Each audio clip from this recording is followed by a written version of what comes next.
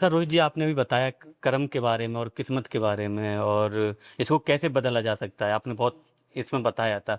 क्या किसी नन्ही बच्ची के साथ में कोई दुष्ट व्यक्ति बलात्कार जैसे कर, बलात्कार तो कहेंगे नहीं, उसके साथ दुष्कर्म कर देता है, तो क्या उसके पिछले कर्म थे या उसका ये उसकी किस्मत है? देखो मेन चीज ये है, उसने देखो अभी तो वो पैदा हुई है, तो उसका कर्म कहाँ से बन गया। लेकिन कुछ तो उसका प्रारब्ध रहा होगा पिछले जन्म का। लेकिन जिसने बलात्कार किया है, जिसने उसके साथ दुष्परिणाम किया है, तो उसने अपने लिए नया प्रारब्ध खड़ा कर लिया है।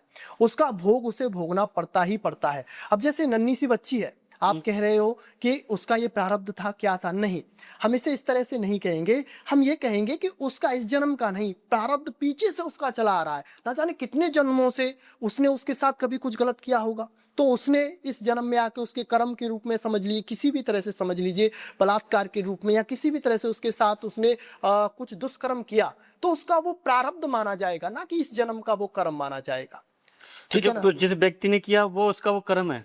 देखो जो व्यक्ति कर रहा है तो उसका तो वो कर्म बन रहा है, नया प्रारब्ध बन रहा है। मान के चलो, अगर आज आप पुण्य कर रहे हो तो आपका वो पुण्य बन रहा है, वो आगे जाके आपको फल देगा। अब जैसे उस व्यक्ति ने उसके साथ दुष्कर्म किया है ना, अब आप देखते होंगे, आप भी समझिए इस चीज को, कि आप कोई कार्य कर रहे हैं और आपने कोई गलत कार्य किया, उसके ठीक बाद आपके मन में एक गिल्टी फील होता है कि मैंने ये गलत कर क्यों दिया, मुझे ये ऐसा नहीं करना चाहिए था। लेकिन आप उसे सुन नहीं पाते हो, क्योंकि वो आत्मा की आवाज होती है।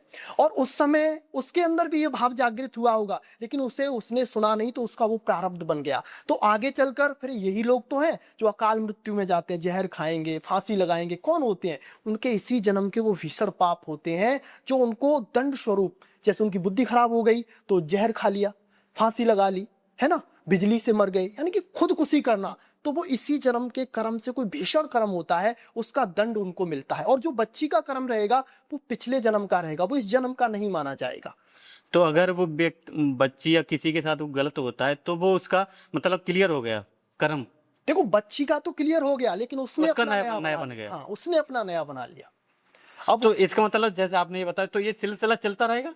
देखो चलेगा। अब वही तो, अब हम आपको उसी जगह पे लेके आएंगे। अगर वो इस चीज को, अब मान के चलो आपने कोई कार्य किया, अब आप उसे संभालना ही नहीं चाहोगे, तो वो तो चलता रहेगा, चलता रहेगा। आज आप मनुष्य योनि में हो, तो आगे चल के आप कीड़े मकोड़े वगैरह कुछ ना कुछ बनोगे, वो तो चलता रहेगा।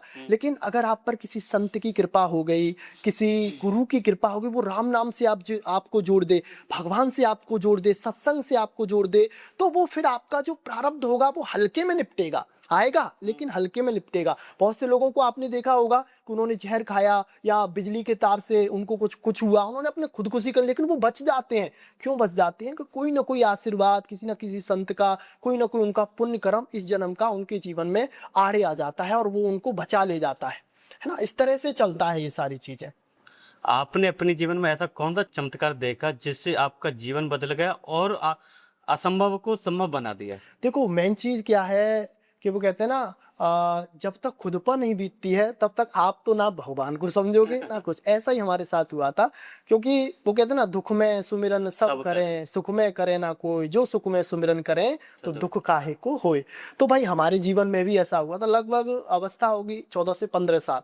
तो हम भी राम नाम का जाप वगैरह कुछ नहीं, अपना जो बच्चे की जो एज होती है, उसकी जो बुद्धि होती है, उस हिसाब से कार्य करता है। लेकिन हमारे साथ में कुछ ऐसी घटना घटित हुई हमारे परिवार में, या कुछ भी समझ, उसे हम ओपन नहीं करना चाहेंगे यहाँ जी। पे, तो उससे फिर हमारा पूरा जीवन बदल गया। अब आप इसे ये समझ लीजिए कि हो सकता है कि हमारा 15 साल तक जो जीवन था, वो पहले हमने ना भजन किया होगा, ना पूजा पाठ किया होगा, ना साधना की होगी, तो हम राम नाम से या नाउल से दूर रहे। लेकिन जैसे ही हमारा प्रारब्ध आया, पिछले जन्म का पुण्य आया, तो एकदम बदलाव हुआ। बदलाव कैसे हुआ? कि हमारे घर में कुछ ऐसी परिस्थिति आई जिससे हमारा रुझान जो है, श्री मेहंदीपुर वाला जी आप जानते होंगे, जी। उनकी तरफ हुआ।